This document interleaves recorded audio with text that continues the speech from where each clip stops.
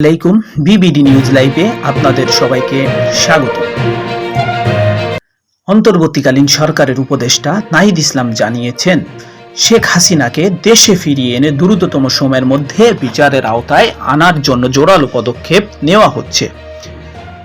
সোমবার 19 আগস্ট রাতে আন্দোলনে নিহত নাফিজের পরিবারের সঙ্গে সাক্ষাৎ শেষে সাংবাদিকদের সঙ্গে আলাপকালে তিনি কথা বলেন। নাহিদ ইসলাম জানান, আইন উপদেষ্টা স্পেশাল ট্রাইব্যুনাল গঠনের প্রস্তাব দিয়েছেন, তবে আমরা আরও দ্রুততম সময়ের মধ্যে বিচার সম্পন্ন করার বিষয়ে চিন্তা ভাবনা করছি। তিনি বলেন, শেখ হাসিনাকে দেশে ফিরিয়ে আনার জন্য আমরা উদ্যোগ নিচ্ছি। যারা ফ্যাসিস্ট, যারা স্বৈরচারী, যারা এই হত্যাযজ্ঞ পরিচালনা করেছে, নির্দেশ দিয়েছে এবং বাস্তবায়নে জড়িত ছিল, তাদের সবাইকে দ্রুততম সময়ের মধ্যে বিচারের আওতায় আনা হবে। বিচার বিভাগীয় স্বাধীনতা প্রসঙ্গে এক প্রশ্নের উত্তরে নাহিদ ইসলাম জানান, বিচার বিভাগের পরিবর্তন আসছে। প্রধান বিচারপতি সহ আপিল বিভাগের বিচারপতিরাও পরিবর্তন হয়েছেন। ধীরে ধীরে হাইকোর্টের বিচারকদের মধ্যেও পরিবর্তন আসবে। যারা ফ্যাসিস্ট সমর্থক ছিল এবং তাদের দ্বারা নিয়োগকৃত ছিল, তাদের সরিয়ে দেওয়ার ব্যবস্থা নেওয়া হচ্ছে। আমরা স্পেশাল ট্রাইব্যুনালে কথা বলছি, যেখানে দ্রুততম সময়ের মধ্যে এই বিচার প্রক্রিয়া সম্পন্ন করা যাবে। তিনি আরও বলেন, আমরা চেষ্টা করব দ্রুততম সময়ের মধ্যে এই বিচার কার্য শেষ করতে। জাতিসংঘ থেকেও একটি আন্তর্জাতিক টিম আসছে সুষ্ঠু তদন্তের জন্য। শুধু বাংলাদেশ মানুষ নয়, পুরো বিশ্বের মানুষ এই হত্যাকাণ্ড দেখছে এবং তারাও এর বিচার চায়।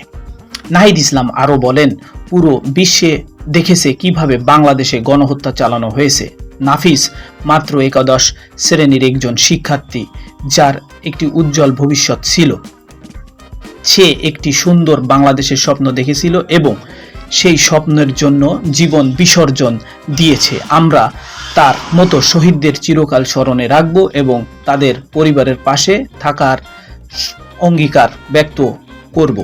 তিনি বলেন, যারা এই হত্যাকাণ্ড ঘটিয়েছে তাদের সবার বিচার বাংলাদেশেই হবে।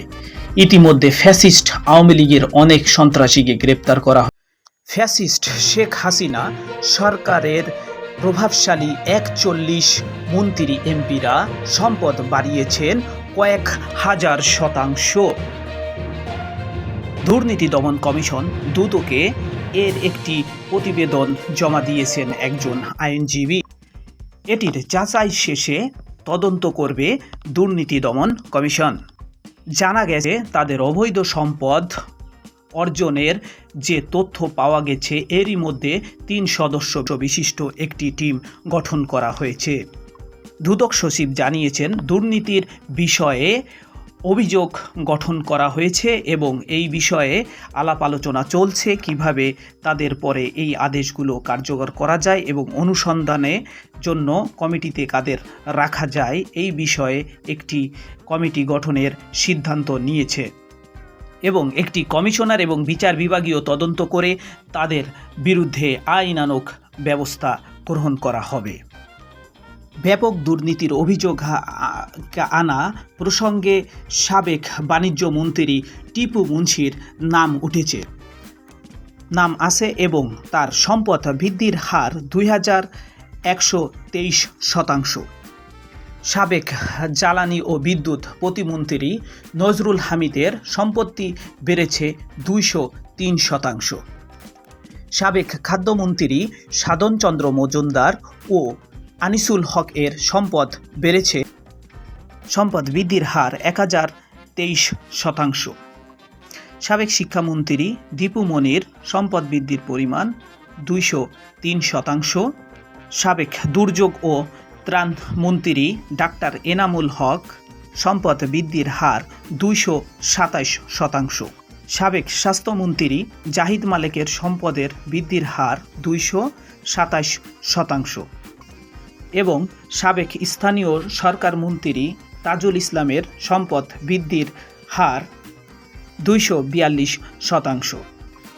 এছাড়া সাবেক মন্ত্রীদের মধ্যে শিক্ষা প্রতিমন্ত্রী মহিবুল হাসান চৌধুরী নোফেল, আইসিটি মন্ত্রী জুনায়েদ আহমেদ পলক, খালিদ মাহমুদ চৌধুরী, গুলাম দস্তগীর গাজী, শাহজাহান খান, হাসান মাহমুদ, কামরুল ইসলাম, ফরিদুল হক, ইমরান আহমেদ, জাকির হোসেন, কামাল আহমেদ মজুমদার এবং ক্রীড়ামন্ত্রী রাসেল, নুরুল মজিদ মামুন হুমায়ুন ও হাসানুল হক ইনুর নাম রয়েছে।